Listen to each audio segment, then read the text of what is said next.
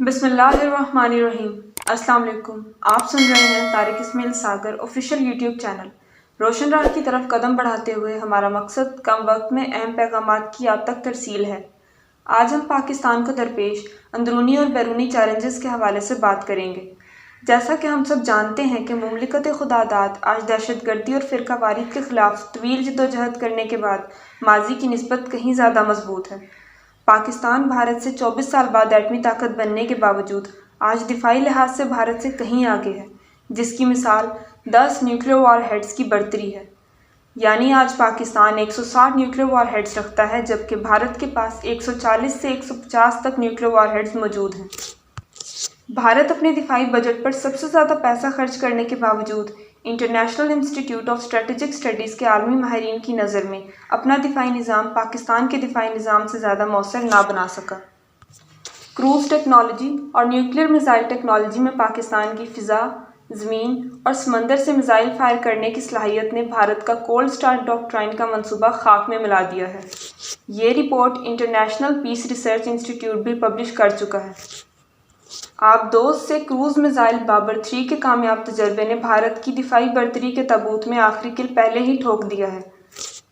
International انسٹی ٹیوٹ of strategic studies کے مطابق بھارت کی بڑی فوج اور زیادہ ساز و سامان ان کی قوت کو ظاہر نہیں کرتا، بلکہ عملی طور پر بھارت کی فوج کی صلاحیتیں محدود ہیں، جن پر بین الاقوامی تجزیہ کار بھی اپنی رائے دے چکے ہیں۔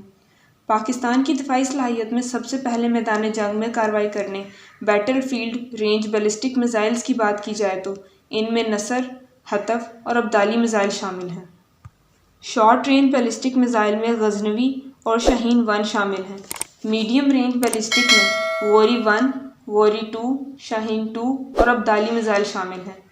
رواں ماہ 7 جنوری 2021 کو پاکستان نے فتح 1 کے نام سے ملٹی لانچ راکٹ سسٹم کا کامیاب تجربہ کیا ہے، جو 140 کلومیٹر تک بہت سے وار ہیڈز ساتھ لے جانے کی صلاحیت رکھتا ہے۔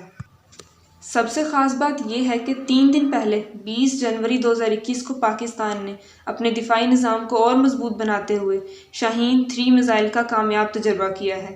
شاہین 3 میزائل، جس کی رینج 2750 کلومیٹر سے زیادہ ہے، اپنے ہدف کو 22226 کلومیٹر فی گھنٹہ آواز سے 18 گنا زیادہ تیز رفتاری سے تباہ کر سکتا ہے، جس کا مطلب یہ ہے کہ ضرورت پڑنے پر شاہین 3 نئی دلی کو 3 منٹ، جبکہ بھارت کے دور دراز جزیروں کو محض 15 منٹ میں تباہ کر دے گا۔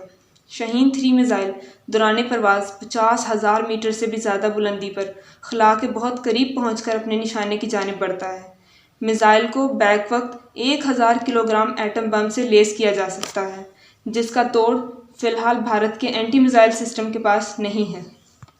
بیرونی چیلنجز سے نمٹنے کے لیے بلا شبہ یہ پاکستان کی بہترین دفاعی حکمت عملی ہے، لیکن اگر اندرونی چیلنجز کی بات کی جائے تو اس ملک میں ضمیر فروش لوگوں کی کمی نہیں ہے، جو اس ملک میں رہتے ہیں، اس ملک کا کھاتے ہیں اور اسی ملک کو ڈسنے سے باز نہیں آتے، جن کا تعلق کسی بھی شعبے سے ہو سکتا ہے۔ محسن داوڑ، جو 2018 کے انتخابات میں KPK سے آزاد امیدوار کے طور پر نیشنل اسمبلی کا ممبر بنا، لیکن در حقیقت ایک علیحدگی پسند تحریک پشتون تحفظ موومنٹ کا سربراہ ہے۔ یہ افغان انٹیلیجنس ایجنسی NDS کے لوگوں سے ملاقاتوں، پاک فوج کے خلاف تقاریر اور ریاست مخالف بیانیے میں خاصی شہرت رکھتا ہے۔ اس نے حال ہی میں شاہین 3 کے کامیاب تجربے کے بعد ٹویٹ کرتے ہوئے کہا کہ صحت، تعلیم اور بنیادی سہولتوں کو چھوڑ کر میزائل کا تجربہ بلوچستان کے حق میں نہیں۔ محسن داوڑ کے اس بیان میں کوئی صداقت نہیں ہے، کیونکہ 31 ارب سے 883 پروجیکٹس شروع کیے گئے ہیں، جو صرف خیبر پختونخوا اور بلوچستان کے لیے ہیں، جن کی تفصیل ہم آپ کو اگلی ویڈیو میں بتائیں گے۔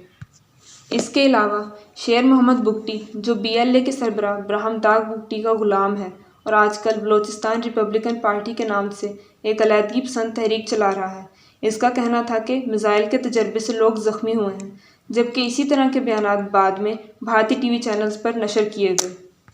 اس کے علاوہ علی وزیر، ملک افتخار بگٹی، نائلہ بلوچ، گلالہ اسماعیل، موحد ساجد اور ان جیسے کئی چھپے ہوئے کردار ریاست پاکستان کے لیے بہت بڑا خطرہ ہیں۔ ایسے لوگوں کا قومی اسمبلی تک رسائی حاصل کرنا اور PDM کے پلیٹ فارم سے تقریر کرنا ریاست کی سلامتی کے لیے ایک بہت بڑا سوالیہ نشان ہے۔ ایسے ہی کرداروں کی بات کی جائے تو کچھ عرصہ پہلے EU ڈس انفو لیب کی تفصیلی رپورٹ نے جس طرح بھارت کی پاکستان میں دہشت گردی اور اس سے جڑے کرداروں کو بے نقاب کیا ہے، اس کے بعد بھارت نے مزید نقصان اور بدنامی سے بچتے ہوئے اپنی ایک ایسی ہی سرگرم کارکن کریمہ بلوچ کو راستے سے ہٹا دیا، جس کی لاش 22 دسمبر 2020 کو کینیڈا کے ساحل پر ملی۔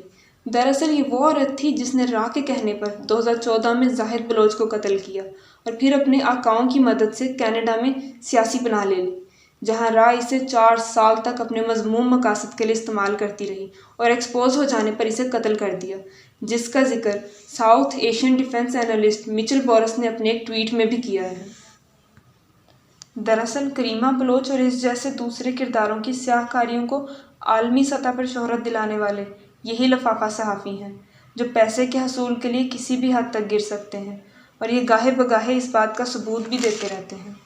سلمان اکرم راجہ، جو کہ نون لیگ کا وکیل ہے، یہ وہ شخص ہے جو 3 بار نون لیگ کا کیس ہار چکا ہے۔